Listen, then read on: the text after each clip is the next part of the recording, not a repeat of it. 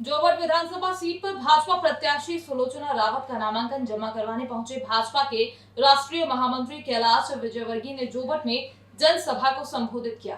विजयवर्गीय ने मंच से जनता को संबोधित करते हुए उपचुनाव में भाजपा प्रत्याशी सुलोचना रावत को भारी मतों से जिताने की अपील की। जोबट से भाजपा उम्मीदवार ने भी अपना नामांकन दाखिल कर दिया है। सुलोचना रावत का पर्चा भरवाने के लिए बीजेपी महासचिव कैलाश विजयवर्गीय भी पहुंचे। वहां पर जनसभा को संबोधित करते हुए उन्होंने कहा कि नवरात्रि का समय है और सुलोचना रावत भी देवी का ही स्वरूप है, इसलिए इन्हें जोबट विधानसभा से जिताकर भोपाल भेजना है। उन्होंने मंच से कांग्रेस पार्टी पर भी जमकर हमला बोला। कांग्रेस को गंदगी करार देते हुए विजयवर्गीय ने कहा कि आगामी 30 अक्टूबर का मुहूर्त बहुत अच्छा है।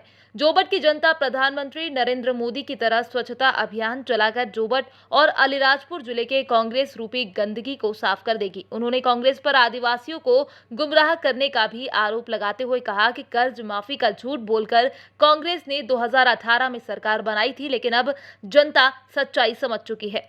अलीराजपुर से यतेंद्र सिंह सोलंकी की रिपोर्ट। सभी जगह भारतीय जनता पार्टी जीतेगी, क्योंकि भारतीय जनता पार्टी के नेताओं ने काम करके दिखाया।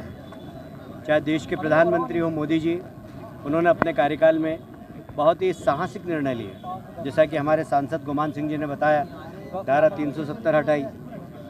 हम नारे लगाते थे कि राम लला हम आएंगे, मंदिर वहीं बनाएंगे, और कांग्रेस के लोग कहते थे तारीख नहीं बताएंगे। अब तो हमने तारीख भी बता दी। 5 अगस्त को भूमि पूजन हो गया। अब 2 साल के अंदर मंदिर बन के तैयार हो जाएगा। कांग्रेस के लोगों से भी मैं कहना चाहता हूं, दिग्विजय सिंह जी जो हमेशा आरोप लगाते थे खाली मंदिर का नारा लगाते हैं, मंदिर तैयार हो जाएगा। आप परिवार सहित वहाँ दर्शन करने आए, अपने जीवन में जितने पाप किए सब धुल जाएंगे। और इसलिए भारतीय जनता पार्टी ने जो जब कहा है वो करके दिखाया। यहाँ पर भी हमने, ये ट्राइबल एरिया है, मैं यहाँ पर लगभग 35-40 वर्षों से आ रहा हूँ। मैंने यहाँ की सड़कें देखी हैं। सड़कों के नाम पर कुछ भी नहीं था, गड्ढे थे। आज यदि सड़कें यहाँ पर आपको दिखाई देती है तो भारतीय जनता पार्टी के कार्यकाल में।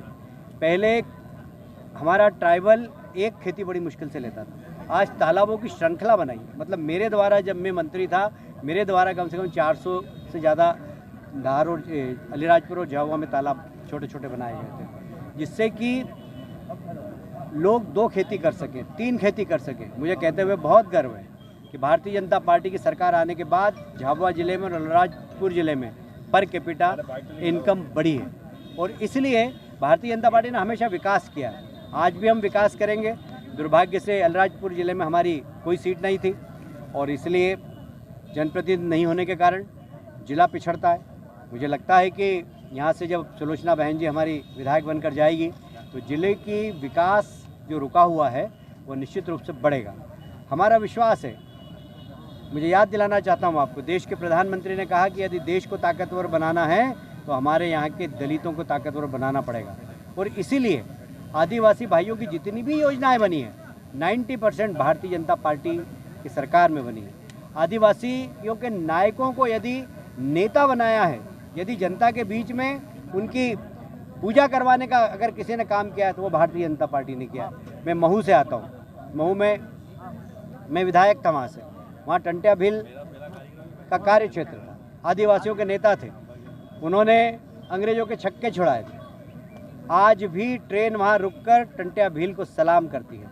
उस टंटिया भील को देश नहीं जानता था।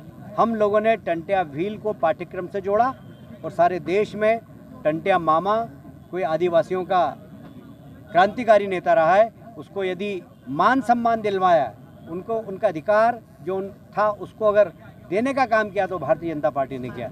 अभी 15 नवंबर को बिरसा मुंडा जी की जयंती है, आदिवासी दिवस के रूप में सारे देश में मनाएंगे। बिरसा मुंडा आदिवासी समाज का एक बहुत महान नेता थे।